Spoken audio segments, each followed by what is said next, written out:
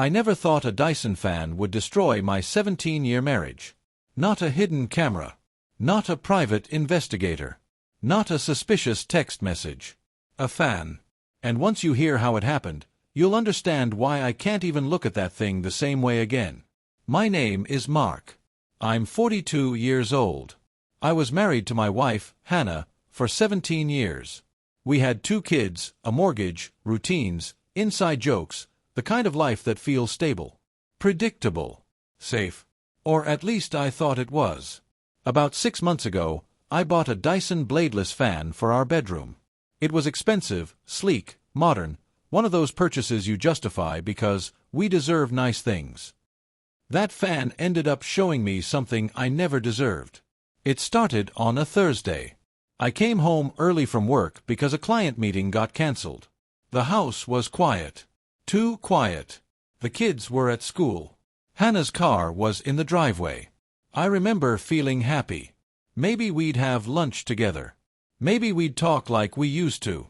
As I walked into the bedroom, I heard the hum of the fan running at full speed. That was strange. Hannah hated having it that high because she said it was too loud. I stepped closer to the door. And that's when I heard it. A laugh. Not Hannah's. A man's. My stomach dropped. I didn't burst in screaming. I didn't kick the door down. I froze. Then something strange caught my attention. The Dyson fan has that smooth, circular chrome surface at the base, almost like a mirror. And from where I was standing in the hallway, I could see a reflection. Not a clear one, but clear enough. 2 figures. On my bed. Time didn't slow down. It shattered. I walked in quietly. The look on Hannah's face when she saw me will stay with me forever. It wasn't just fear. It was guilt. And something worse. Relief. The guy scrambled. Grabbed his clothes. Mumbled something about misunderstanding. I don't even remember his face clearly. I just remember how calm I felt. Too calm. 17 years. And it ended because I bought a fan. Here's the part that hurt the most. She didn't deny it. She didn't beg. She said, "I didn't know how to tell you I wasn't happy." 17 years. 2 kids. A life built together. And she chose a stranger in our bedroom instead of a conversation. That night, I slept on the couch. The fan stayed on. I couldn't turn it off. It felt like proof. Like a witness. Over the next few days, the truth unraveled. It wasn't a one-time thing. It had been going on for almost a year. A year of lies. A year of fake late meetings. A year of me thinking we were just going through a phase. The anger hit me in waves. Then sadness. Then humiliation. But what surprised me most was the clarity. Once you see something like that, literally reflected back at you, there's no going back to denial. We told the kids we were taking space. She moved out 2 weeks later. Friends were divided. Some blamed her. Some blamed midlife crisis. Some told me to fight for my marriage. But here's the thing nobody talks about in cheating stories. When trust dies, love doesn't scream. It goes silent. And that silence is louder than anything. 3 months later, the divorce process started.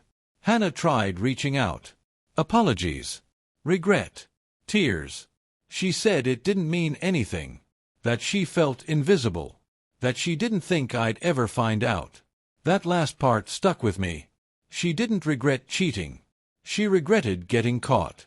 And ironically, she was caught by airflow and reflection. Now here's where the story shifts. One evening, I was packing up some of her remaining things. The house felt different. Emptier. But peaceful. I unplugged the Dyson fan. As I lifted it, something fell out from underneath the base. An envelope. My name was on it. My heart started pounding. Inside was a handwritten letter. But it wasn't from Hannah. It was from the man she had been seeing. The letter explained everything. He knew she was married at first, and ended it. But she kept pursuing him. Told him we were basically separated. Told him I was emotionally abusive. That part hit like a punch. But then came the twist. He wrote that he ended things 2 months before I caught them. The day I walked in, that wasn't a romantic reunion. It was her begging him to come back. And he had refused. I wasn't the one she chose over him. He chose to leave her. For weeks, I believed she had picked another man over me. But the truth? She wasn't powerful. She was desperate. That realization changed everything. It didn't fix the pain, but it restored something inside me. Dignity. When I confronted her with the letter, she broke down completely. She admitted she felt lost turning 40, felt unattractive, felt afraid of being ordinary. The affair wasn't about love. It was about validation. And when he rejected her, she panicked. That's when I walked in. Not as a husband being replaced, but as a husband who was already emotionally abandoned. The divorce finalized last month. And here's the unexpected part. I kept the fan. Not out of spite, but as a reminder. Sometimes the smallest, most ordinary object can reveal the biggest truth. And here's the final twist. Last week, I ran into the guy. Completely by accident. We locked eyes. And instead of anger, he nodded. Then he said something I'll never forget. You deserved better. That's why I walked away. For the first time in this entire nightmare, I smiled. Because the man I thought ruined my life, he exposed the reality I was too comfortable to see. The Dyson fan didn't destroy my marriage. It revealed it was already broken. And sometimes, the thing that shatters your world is the thing that saves you from living a lie. If there's one lesson in this story, it's this. Truth doesn't always shout. Sometimes, it hums quietly in the background, until you finally look at the reflection. But the story didn't end with the divorce papers. A few weeks after everything was finalized, Hannah called me late at night. I almost didn't answer. Part of me thought it was another apology, another attempt to ease her guilt. It wasn't. Her voice was shaking. She told me she had started therapy, not because of the divorce, but because she realized she had been sabotaging herself for years. The affair wasn't the beginning of her unhappiness. It was the symptom. She admitted something that hit harder than the cheating ever did. I kept waiting for you to fail me, she said, so I wouldn't have to feel like I failed myself. That sentence stayed with me. For years, I thought I wasn't enough.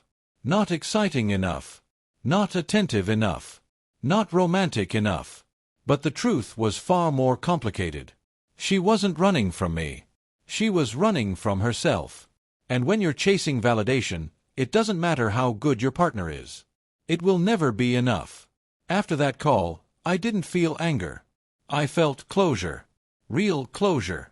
Not the kind that comes from revenge or winning. The kind that comes from understanding. The fan still sits in my bedroom.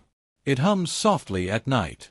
Not as a reminder of betrayal anymore, but as proof that sometimes uncomfortable truth is a gift in disguise. 17 years ended in one moment of reflection. But the man who walked away, he's stronger than the one who walked in that day. And that is something no one can take from me.